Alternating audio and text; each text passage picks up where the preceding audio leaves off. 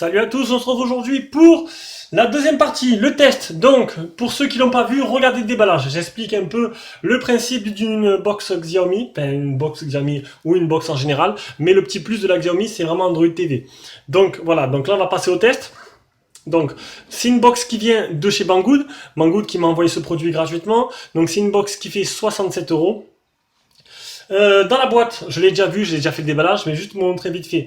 Donc il y a un lien d'achat en dessous si ça vous intéresse, en dessous de cette vidéo. Là, on va faire la première partie, on va expliquer un peu vite fait ce qui est donné avec, ce que les petits accessoires qui peuvent être compatibles et très intéressants, et après on passera sur la télé. Donc la box déjà, première vue, elle est voilà, elle est vachement niveau design, niveau poids, elle est vachement lourde par rapport aux autres box. On voit qu'elle est bien conçue et bien finie. Donc ça, on l'a déjà montré le déballage. Donc le bouton, le port audio, le port HDMI, le port USB et le port de rechargement. Donc oui, il n'y a pas de port Ethernet. On va en venir de suite. La télécommande. Donc la télécommande, le bouton retour, le bouton menu.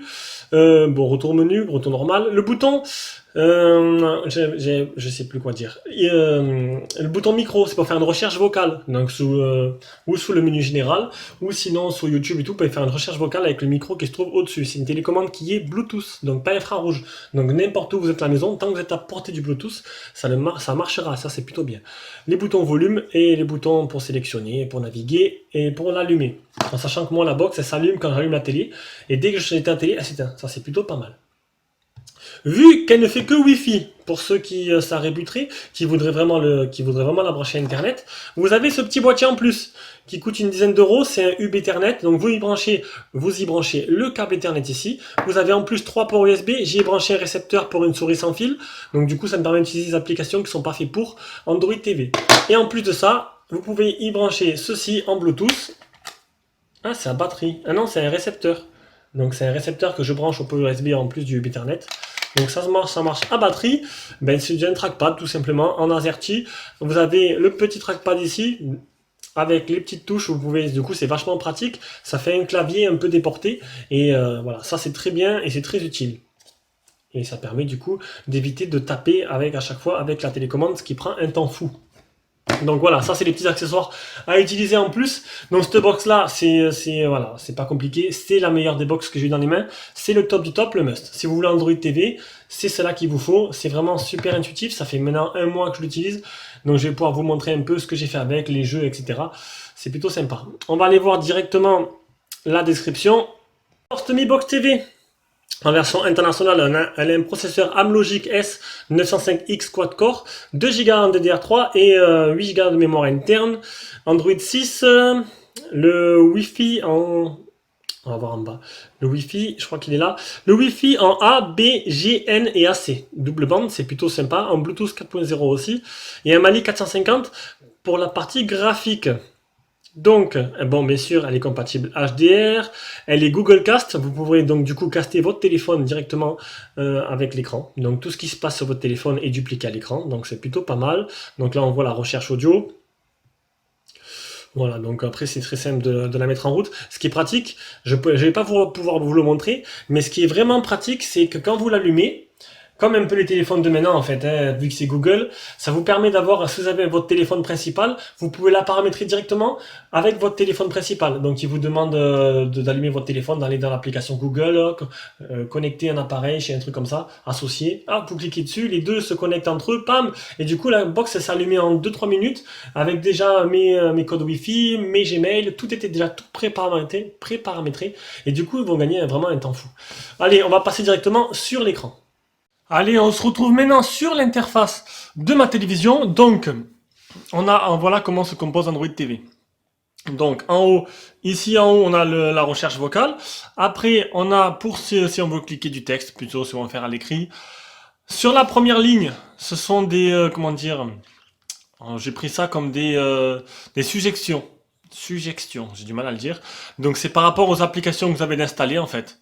Donc, c'est plutôt pas mal foutu. Donc, on a YouTube, Spotify, MyCanal. On a en même temps le fond d'écran qui change en même temps que l'image apparaît. Hop, on va voir Walking Dead. Donc ça, c'est Google Vidéo, Google Play Vidéo, où on peut acheter directement des films. Donc voilà, donc ça s'arrête pas. Hein, plus vous aurez l'application, plus vous aurez de suggestions. Voilà, après, on descend d'une ligne. On a, bon, Ça, c'est Mi Box recommandé. C'est en favori, donc Netflix et Red Bull TV. J'ai pas testé Red Bull TV, je sais pas trop en quoi ça consiste. Après, on a les jeux que j'ai téléchargés, donc on a Castle of Illusion. Là, j'ai pris Beach Buggy Racing et les Mignons pour vous faire tester, parce que c'est les jeux que je joue avec la télécommande. Donc on verra ça plus tard. On va essayer, hop, on n'est pas trop droit. On va essayer de cadrer un peu. Voilà. Et en dessous, on a enfin nos applications. Donc voilà un peu une panoplie d'applications que j'ai installées. Donc Google Play Films et Séries, Google Play Store, Google Play Jeux, Kodi, MX Player, YouTube Kids, Spotify, Facebook Vidéo, Sysplay, AccuWeather pour la météo, Apdoid TV, qu'on trouve pas sur Play Store, ça je l'ai installé moi-même en APK, Mobro, vous imaginez aussi que celui-là aussi je l'ai installé par Apdoid TV, MyTuner, Zuzu, Internet Explorer, ça pareil, ça je l'ai installé manuellement. Amazon Vidéo aussi, parce qu'Amazon Vidéo ne l'est pas, donc je l'ai installé manuellement. Un gestionnaire de fichiers très utile si vous voulez mettre des APK. Allociné, MyCanal, Molotov, etc., etc. YouTube, donc on va aller dans le Play Store. Donc dans le Play Store, qu'est-ce qu'on retrouve? Donc l'accueil, on a une sélection d'applis qu'on vous propose. Bon, faut dire ce qui est le Play Store, il est vraiment pas du tout bien rempli. Hein. Faut dire que enfin, l'interface de Google TV, c'est que les applications qui sont validées Google TV, qui sont utilisables qu'avec la télécommande. Voilà, qu'avec la télécommande, tout se fait avec la télécommande. Donc vous retrouverez que les applications compatibles. Et du coup, il y en a vraiment, ça fait vraiment peine par rapport au vrai Play Store. Dommage qu'ils n'ont pas mis les deux ensemble. Ça aurait été bien que Xiaomi mette l'ancien Play Store, enfin le Play Store normal plus le Play Store, la partie Google TV à côté, enfin Android TV. Donc c'est dommage. Mais bon, après on peut passer par d'autres petites applications très utiles aussi. Donc on a la sélection film et TV, le top des ventes. Donc ça, bon, c'est payant, il y a des applications payantes, le top des applications gratuites. La sélection des jeux. Il y en a ils sont gratuits, il y en a ils sont payants. Les applis de divertissement, les applications musicales. Les joueurs pour jouer avec la télécommande. Donc là, ils ont mis Castle of Illusion, mais j'ai testé, ça marche pas avec la télécommande. Donc après, vous branchez une manette. Donc il faudrait que j'y branche une manette 360. J'ai pas essayé. Mais sinon, vous branchez une manette sans fil, enfin Bluetooth. Normalement, ça devrait être compatible. Manette Bluetooth, vu que la télécommande fait Bluetooth aussi. Donc vous avez pas mal de jeux qui sont jouables, certains avec la télécommande, d'autres non. Donc là, apparemment, c'était que pour la télécommande. Donc après, vous avez un classement application multimédia, application musicale, d'actualité, outils et utilitaires. Après, on a une section que pour les jeux, mes applications pour les mettre à jour et les paramètres. Donc, mise à jour automatique. Ça, je l'ai pas. Ne pas mettre à jour, tout mettre à jour. Bon, c'est bon. Donc voilà. Donc c'est plutôt sympa. Le seul truc que je reproche, bien sûr, c'est ce Play Store qui est vide. Vide, qui a pas grand chose. Mais, comme vous avez pu voir, j'ai pu installer Aptoid TV. Donc Aptoid, c'est une boutique d'applications comme le Play Store qui est super complète. Il y a des trucs légaux comme non légaux. Elle n'est pas sur le Play Store, faut aller sur le site Apdoid. Vous tapez Apdoid TV et il y a une version TV et une version Android normale. Donc vous mettez la version TV, clac, et vous vous retrouvez avec, ben c'est pareil, c'est le même style, sauf que c'est beaucoup plus complet. On peut voir qu'il y a SolidStream. Ah, SolidStream en version, en version Google TV. Décidément, on n'arrête plus le progrès. Là, je vais l'installer. Donc ça, c'est une application pas très légale hein, pour regarder des films, la télé en streaming. Sonic the X-Dog. Sonic. Hop. On va l'installer en direct, on s'en fout, complet. On va revenir en arrière. Netflix, Vimeo. Speed Test, voilà, il y a pas mal d'applications. Et toutes ces applications, pareil, là, sont compatibles seulement Google TV. Donc on peut voir qu'il y a un peu de tout. Donc on peut voir qu'il y a Mobro, pour ceux-là qui connaissent, Mobro. Belle application aussi de streaming. Pareil, c'est exactement pareil. Bon, par contre, elle est plus complète. Elle est plus complète parce qu'il y a pas mal d'applications qu'on ne retrouve pas sur Play Store comme Amazon, qu'on peut retrouver sur cette boutique-là. Et c'est plutôt sympa. Donc pareil, il y a des jeux, il y a de tout. Et tout est 100% Android TV fait avec la télécommande. Voilà. Donc après, qu'est-ce que je peux vous montrer?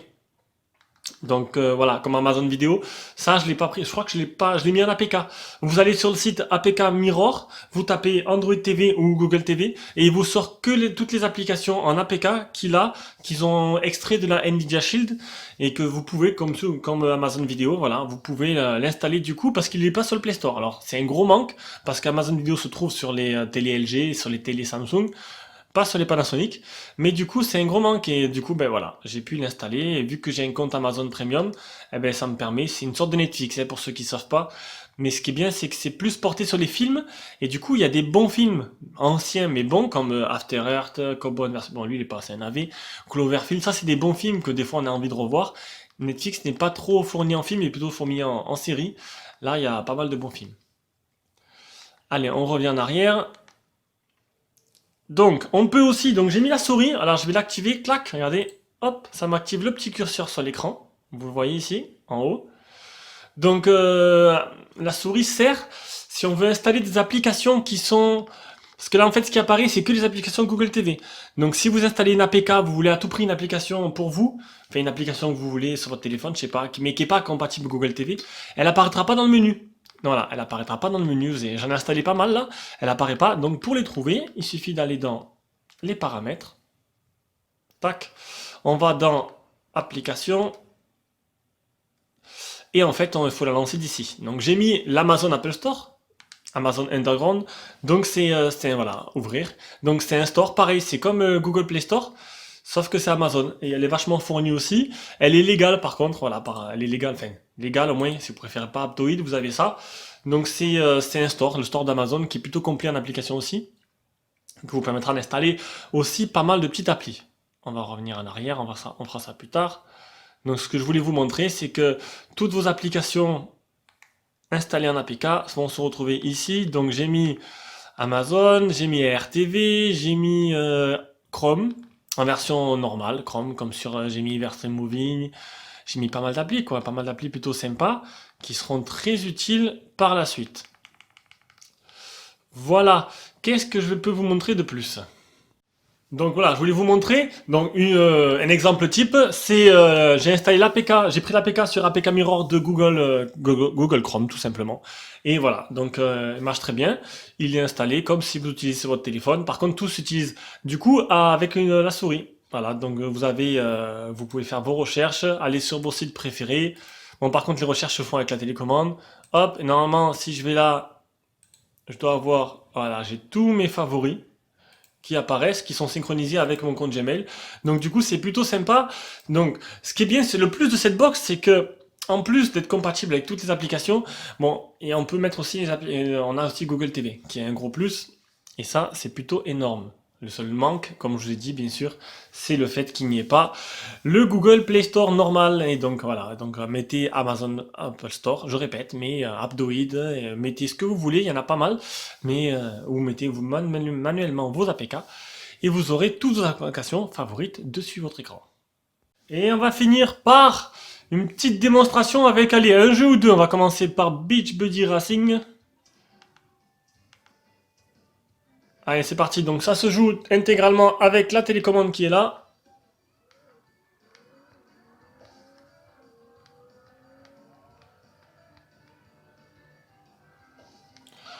Bon, c'est pas non plus super extraordinaire.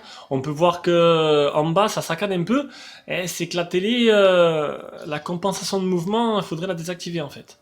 Même dans les menus, pour ceux qui connaissent la compensation de mouvement, ben, faudrait que je la désactive en fait pour que ce soit vachement plus fluide. Parce que d'origine, la box, si vous mettez, je vous montre un truc juste après. Donc voilà, donc c'est largement jouable. Ça vous permet de faire une petite console de jeu si vous achetez une manette en plus et d'utiliser pas mal de jeux disponibles sur le store gratuitement ou pas. Sinon, je voulais vous montrer un truc que j'ai pas compris pourquoi. C'est la résolution. Donc là, je suis en 4K, en full 4K. On va vous le montrer de suite. Clac, ça va apparaître en haut de l'écran. Voilà, je suis en 4K. Et donc, elle supporte bien la 4K la box. Mais si je mets automatique, qui cherche la meilleure résolution, il va mettre du 720p. Et ça, je comprends pas pourquoi.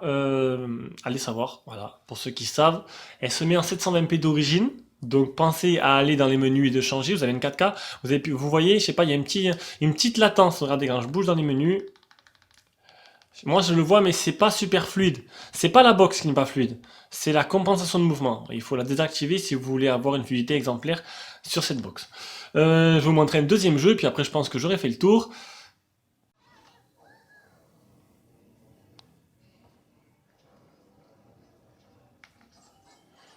Bon, c'est un petit jeu banal, hein, mais bon, ça fait plaisir à ma fille, elle est plutôt contente. Ah, non mais, je pense qu'elle doit s'en sortir un peu mieux que moi. Allez, c'est reparti.